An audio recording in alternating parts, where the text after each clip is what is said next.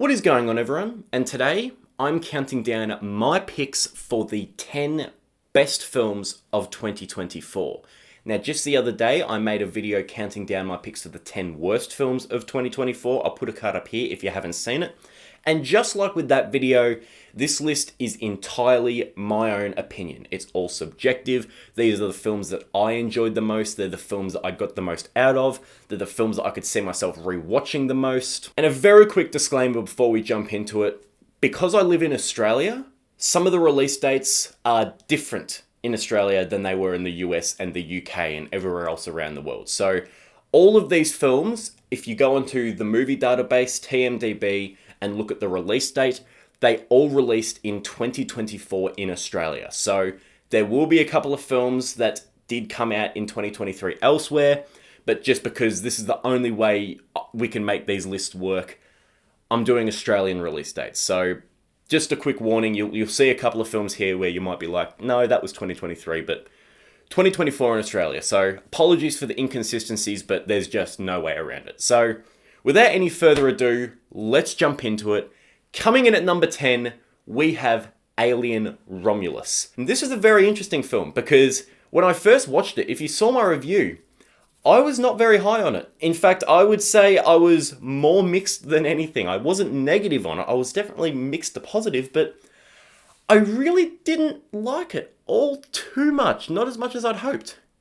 But then I watched it a second time about 6 weeks later, and almost all of the problems that I had with it cleared up. You know what happens. Sometimes you watch a movie on a certain day, you might be a bit tired, you might be hungover, there's something, you might be in a bad mood, and it just doesn't gel with you the way that you feel like it should. So you go and give it another chance, and you're like, that's it. That's the movie I was hoping for, and I see it. And Alien Romulus gave me everything I was hoping a Alien sequel would. This movie was terrific. Fede Alvarez is a fantastic director, and he exhibits some of the strengths that he showed so well in Don't Breathe here, where you have a few sequences that are kind of Don't Breathe-esque, especially the one where you basically have to keep the body temperature down, which is, I don't know how exactly you're going to do that, but it creates a really tense sequence. There's a lot of action. There's a lot of big ideas.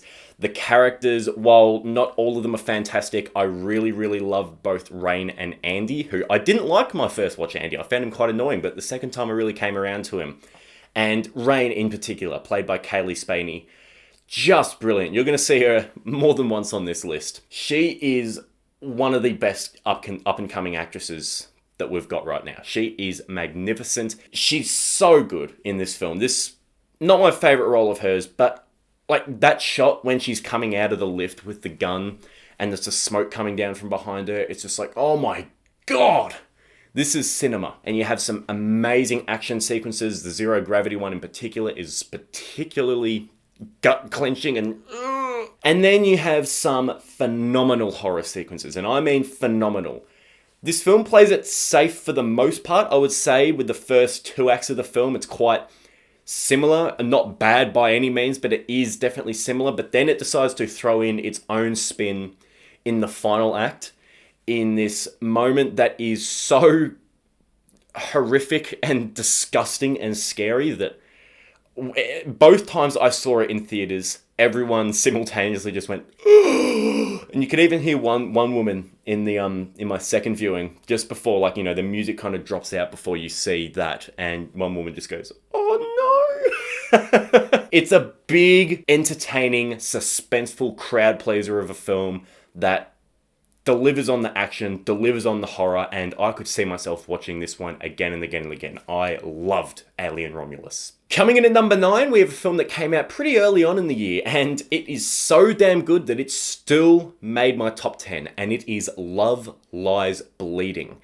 I love the title of this film. So you have Love Lies Bleeding. There is plenty of love in this film. Plenty. There is a lot of lies and things being told to people that aren't true and come back. And there is a lot of bleeding. There is a lot of blood.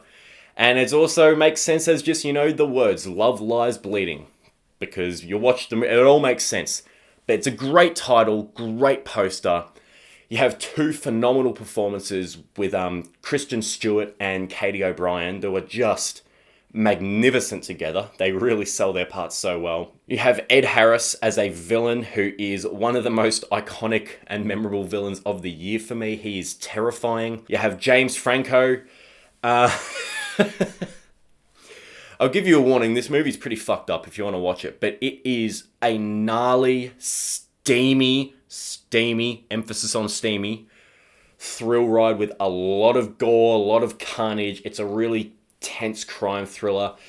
It goes places in the final act that didn't work for me when I first watched it. I was like, are you serious? Is this seriously what we're doing? But the more I think about it, the more I kind of love how bold and audacious it is to do that with no hesitation. It's one of those films that is just a thrill ride from start to finish. You start it and it just takes you on this roller coaster, and it is so much fun. It's so well paced. It ends brilliantly. There's so many awesome twists and turns and gnarly moments. Ed Harris is terrifying. Kristen Stewart and Katie O'Brien, I would love to see them do more together, and I'm absolutely going to watch anything either of them do because they were both so good here. It's gross, it's disgusting. Katie O'Brien, I believe, actually is a bodybuilder, so she sells the part really, really well. You really believe her. And I could go on about this movie forever. This movie is so good. Please check it out if you haven't already. Coming in at number 8, we have one of the biggest surprises of the year, and that is The First Omen. Now, this is one where I watched it not long after Immaculate at all, and the similarities between The First Omen and Immaculate are very noticeable. But you watch these films separately, and I think The First Omen is quite a bit better. Immaculate will still rank pretty high, but The First Omen is a damn good horror film. You have an incredible lead performance from Nell Tiger Free, who I've never seen before. I don't actually know if she's done anything else, but she just does this descent into madness brilliantly, where she's kind of innocent and naive, and she starts just losing it basically, and it culminates in a sort of possession-like freak out, which is just one of the most memorable scenes of the year. There is a lot of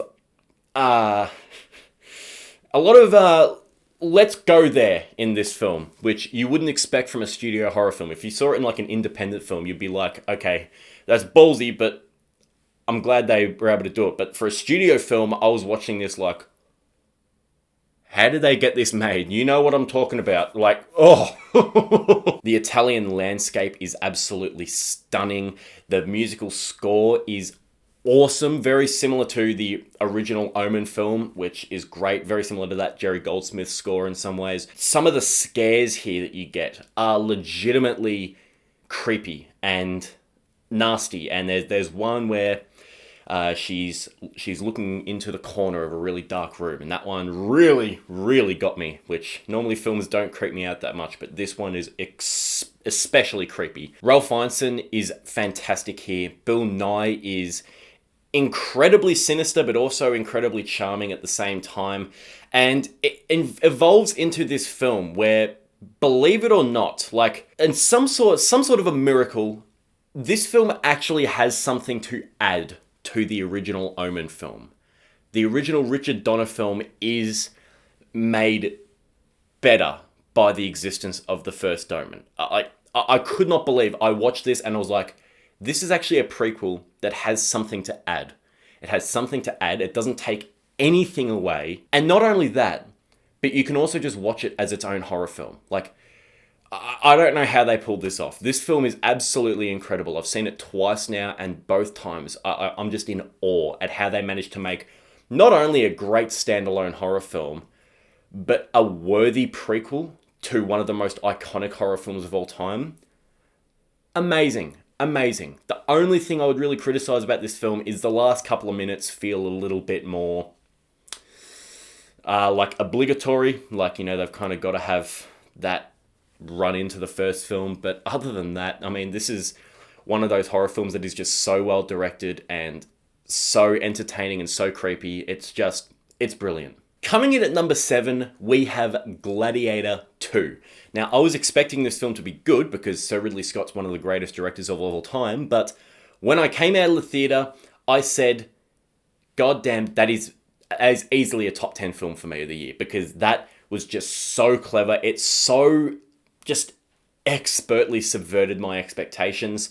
I really wasn't expecting it to be such a hilarious political thriller, but it absolutely is. And I just thought that the direction that it took the story from the more kind of serious and gloomy tone of the first to kind of just lean into the absurdities of ancient Rome and just kind of show how absurd some of it was.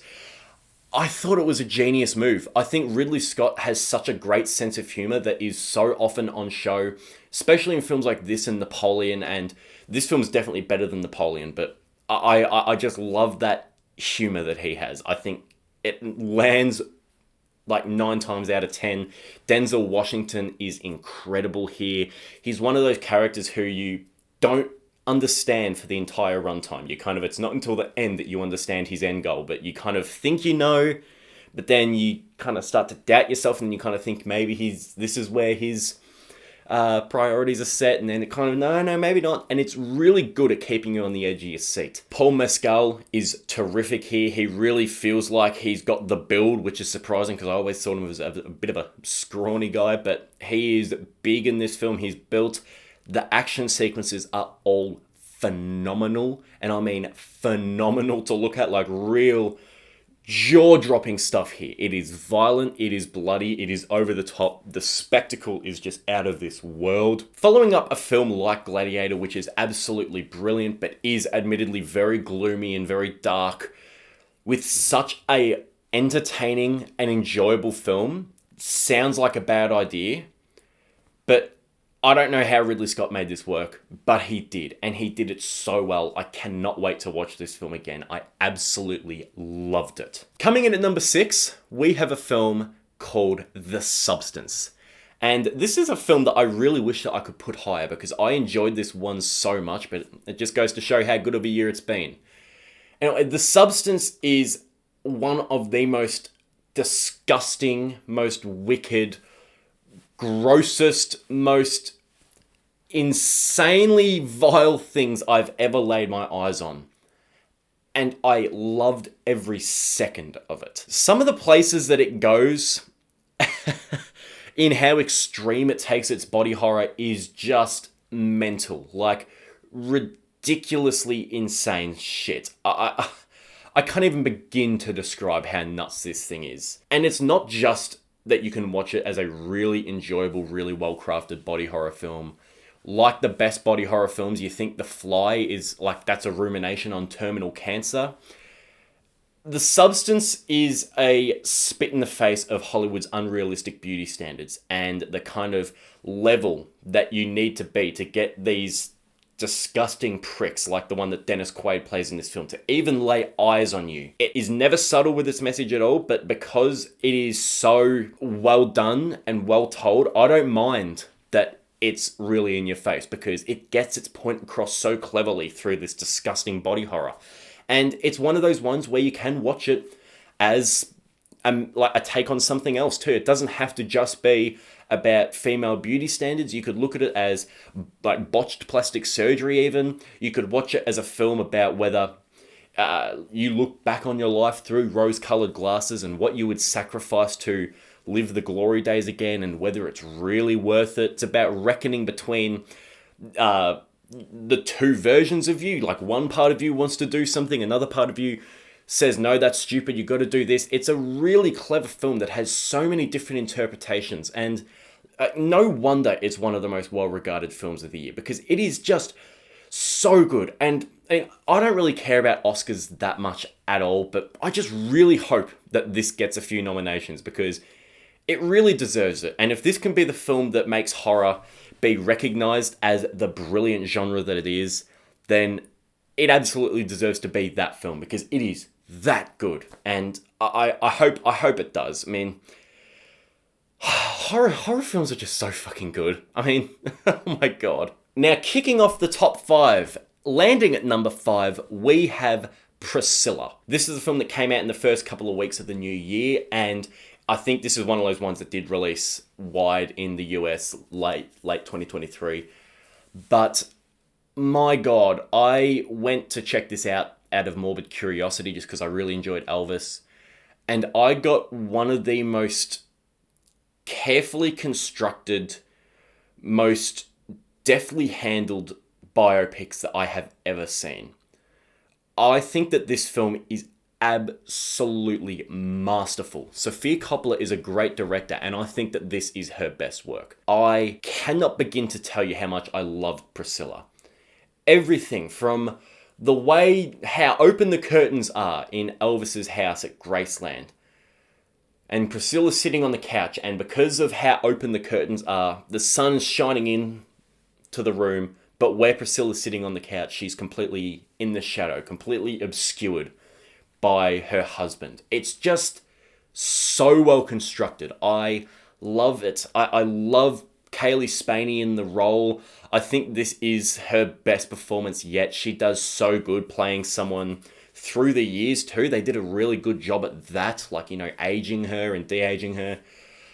Jacob Elordi does incredible as Elvis. You really do feel for him, and while he does some pretty horrific things, it puts it all into perspective. It puts that this kind of fame and the amount of attention that he receives and just the complete lack of privacy would be enough to make any man lose their grip on reality and what's acceptable and what's not. And with the way the film ends, Dolly Parton Needle Drop is one of the maybe like top 3 endings of the year. Like, it is perfect. Everything about this film is just so finely tuned and crafted so well. I absolutely love it. I don't think there's anything I could say wrong about Priscilla. I could actually, it's not one of those films that, you would expect someone like me to love so much, but I could see myself watching this film over and over and over again because it is just that good. Coming in at number 4, we have another film that came out early 2024 and I believe had a US release date in late 2023, and it is The Iron Claw. Now, this is a film that I really didn't have on my radar whatsoever. I thought, big wrestling family, yada yada yada, whatever. And I heard how good it was, like apparently how brilliant it actually is. And I thought, you know what? I'm going to go check it out. And it is so damn good that it has not left my top 5 all year. I've seen it twice now, and it is such a great film. It is a great film about the dangers of toxic masculinity. It's a great film about the greatness, the more positive masculinity. It's celebrating that. It's such a good story with all these brothers who really do care for each other. They've got their differences and everything, but they all really have this one goal that they're working to help each other achieve. And then it flips a switch and basically becomes a horror story where you feel like there is this curse. They even say it, the Von Erich curse, where it's just tragedy after tragedy after tragedy. And it really does feel like a horror film, like, throughout it. And for being a true story, and the fact that the true story was even more fucked up than in the movie, that they actually had to water it down for the film, I can't believe it. I mean, like, how these people, like, how this family has gone through so much torment and misery, and I don't understand how some family can be so unlucky. And it is so well told. There are some parts towards the end, in like the last 5 minutes, there's 2 scenes in particular, 2 back-to-back scenes, which are some of the most heartwarming, but also some of the most sad things that you will see on screen ever. I love this film so much. It's just so warm and inviting, but so dark, and it really... I don't know how to describe this film. It is just brilliant. Zac Efron is amazing. Jeremy Allen White is amazing.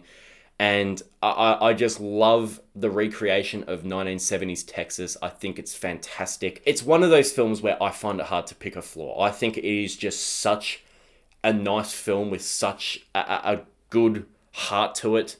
And the way the beatings that they get in the wrestling ring are nothing compared to the beatings that they get at the breakfast table. There's something to be said about that. It's just so magnificently moving, and I think it's brilliant. Coming in at number 3, we have Longlegs, and this is one of the most celebrated horror films of the year, and so deservedly so. I mean, the 3 times I have seen this film, it has unsettled the shit out of me. Like, really, really nerve-frying filmmaking. Nicolas Cage as Longlegs is so creepy and so weird because he really just feels like some weird guy that you could see around your local town. He just feels so fucking gross and real. Micah Monroe as Lee Harker is phenomenal. It's a very different role, like you would see lead a serial killer film. She's definitely somewhere on the spectrum, and she's socially awkward, but she commands the screen. And just the atmosphere of this film and the way every frame you feel like there is something hiding in sight. It's so tense. You're constantly looking around the screen waiting for something to happen, even just waiting to see something. And then sometimes when you don't see something, that's just as bad because there could be something there. And then you watch the film again and you actually do see things. Like, I couldn't believe it. The 3rd time in particular I watched it, I was like, what is that? What is that? What is that? What is that? What is that? And it's just like stuff that I didn't even notice on my first watch, but I was just waiting for something to happen on my first watch that it was just as tense, but because you notice it on subsequent viewings, the film only gets creepier. It never lets up. It never once lets its guard down. And it's one of those ones where, sure, you can poke some holes in the plot here and some things don't make sense, which, if that bothers you, fine, I get it. That's the way some people's brains are wired. But I watched this film 3 times, and it wasn't until I heard someone point it out after my 3rd viewing that I was like, oh yeah, okay, that's actually true. That doesn't really make a lot of sense. But my point being, this film creates such an uncomfortable atmosphere and such an engrossing story. It gives you engrossing characters. It creeps me the fuck out, and it does such a good job with everything that I can forgive some of its shortcomings because everything else is so good that I didn't even notice the shortcomings. That's how good this film is. I think Longlegs is one of the best films of the decade. I love it. I really, really love it, and I could see it, watch it so many more times and pick up so much more. I could ramble about this film forever. It is that good. Coming in at number 2, we have The Holdovers. And this is one that I've also seen 3 times, and each time I watch it, it just keeps rising in my ranks, and to the point now where I'm pretty comfortable saying that it's one of my favorite films of all time. I think the simplicity of this film and the way it just gets it. It gets the human condition. It gets what it's like to be a human. It gets what it's like to be in the dumps and not in a good spot. And it's just really nice to see a Hollywood film, people who we always think and assume, and quite mostly we're right about them living in their little bubbles and their ivory towers and telling everyone how to live. It's really great to see a film that, as I said, just gets it and understands what it is to be a person and understands what it is to not be the most, perfect person ever. Like, you got Paul Giamatti in here. He's got a lazy eye and stuff like that. He stinks apparently. He even says something like, "Have I got a face that's made for marriage?" It's just such a well-crafted film. It's such a well-written film. It's not the kind of film that has many twists or turns or anything like that, because the characters, the performances, the messages, and just the kind of way it's a love letter to compassion and just a gentle reminder to be nice. You never know what the other person is going through. You never know what the person going 2 k's below the speed limit on the road is going through. You never know what the person who may have been a bit rude to you at the bloody, I don't know, a pizza place, a pizza delivery guy, he may have been short. You just never know what someone else is going through. You can assume, but 99 times out of 100, you're not going to be right. You just don't know. And it's just a film that captures that so well. And I love it. Paul Giamatti is so good here. I can't remember the name of the guy that plays Angus Tully, but he's phenomenal. Davine Joy Randolph, well-deserved Oscar for this performance. Like, absolutely phenomenal role. She did so good. It's one that I could watch 100 times and never get tired of. I love, love, love, love, love The Holdovers. And now, finally, we are at my favorite film of 2024, and maybe just one of my top 10 favorite films ever. Late Night with the Devil. I've seen this film 4 times now, and every single time I watch it, somehow it just gets better and better and better. The writing is so clever. To have a found footage film actually be captured with old cameras from like a TV studio is brilliant. It injects life into the found footage genre. It's such a funny, piss-taken kind of satire of the satanic panic era where this isn't directly mentioned, but it's one of those things. It's like, people thinking if you played Led Zeppelin backwards or AC/DC backwards or the Beatles backwards, it's all satanic messages. It's all, playing into that paranoia and just panic and hysteria that some people had. It's hilarious. And above all, it is legitimately unsettling and legitimately creepy and nerve-wracking. From the start of the film, you know that everything is going to end in tragedy. And the entire runtime, you're just waiting for shit to hit the fan. And that's what I love about it. Like, while it's funny, it's charming, it's a little silly in parts, there's just this constant knowledge that this is all going to go horribly wrong. And it's that waiting, it's that tension, it's that every time something slightly creepy happens, you're like, oh God, what's going to happen? Is everything going to just go to hell now? Literally. It does that build up so well. David Dastmalchian's performance is my favorite performance of the year. Everyone in the cast is so good. They all bounce off of each other so well. Laura Gordon as Dr. June Ross Mitchell is so good. Ian Bliss as Carmichael Haig, the skeptic, very clearly inspired off of James Randi, is phenomenal. He is so funny and so smug and so slimy. Faisal Badzi as Christou, the monogamous Christou. Monogamous? Is that how you say it? He's only got one name. Christou. The guy that plays Christou is fantastic.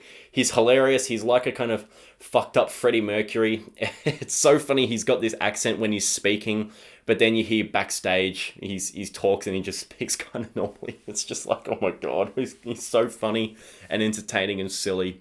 And Ingrid Torelli as Lily, the possessed girl, or allegedly possessed girl. Is she really possessed? Who knows? Is spectacularly creepy. It's actually funny. One of my friends actually went to primary school with her and was best friends with her. So light connection there, which I find quite funny. But she's phenomenal. I really, really love the entire cast here. And Rhys Orteri as Gus, the sidekick, the punching bag of the show. He might be my favorite. You can't not love Gus. He's just the best. It delivers on paranormal thrills. It delivers on some awesome body horror.